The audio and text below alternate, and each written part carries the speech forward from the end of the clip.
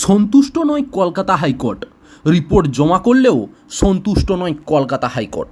এবার প্রাথমিকের নিয়োগে OMR sheet বা উত্তরপত্র সংক্রান্ত মামলায় সিবিআইকে আসল সার্ভার বা হার্ড ডিস্কের তথ্য জমা করার নির্দেশ দিল কলকাতা হাইকোর্ট।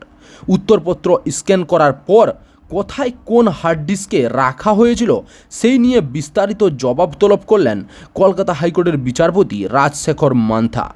নিয়োগ দুর্নীতি নিয়ে ভুরি ভুরি মামলা চলছে কলকাতা হাইকোর্টে।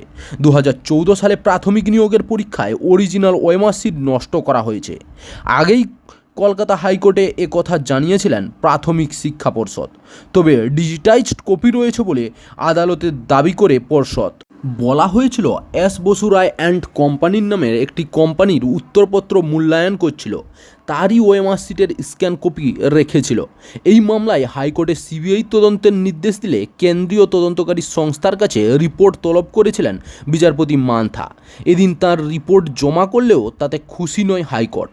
পর্যবেক্ষণে বিচারপতি জানান, পর্ষদ বলছে উত্তরপত্র স্ক্যান করা হয়েছে, যদি তা সত্যি হয় তাহলে একটি হার্ড ডিস্কে তা অবশ্যই থাকবে।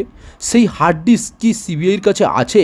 যদি ওএমআরের মতো হার্ড ডিস্কও নষ্ট করে দেওয়া হয় তবে সেই বিষয়টিকে তদন্তভুক্ত করতে হবে। এরপরই কেন্দ্রীয় তদন্তকারী সংস্থাকে সার্ভার বা হার্ড ডিস্কের তথ্য দিতে বলল বিচারপতি। তিনি আরও বলেন, সিবিআই যদি তা দিতে ব্যর্থ হয় তাহলে তদন্ত ভুল পথে চলছে। এই সহজ বিষয়টি আবার সবার আগে প্রকাশ্যে আনা প্রয়োজন।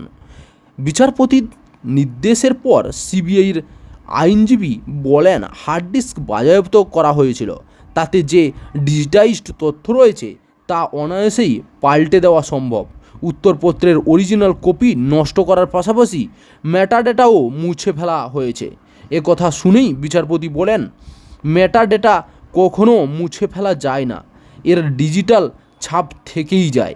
চাকরির খবর থেকে শুরু করে নিয়োগের খবর থেকে শুরু করে ঝড় ঝঞ্ঝা, দেশ বিদেশ, রাজ্য, জেলা এবং আপনার শহরের খবর একটা চ্যানেল আমাদের newsbangla.com সবার আগে আপনারা পেয়ে যাবেন। তাই চ্যানেলটাকে অতি অবশ্যই সাবস্ক্রাইব করে পাশ থেকে বেল আইকনটা ক্লিক করে অল নোটিফিকেশন অন করে রাখুন।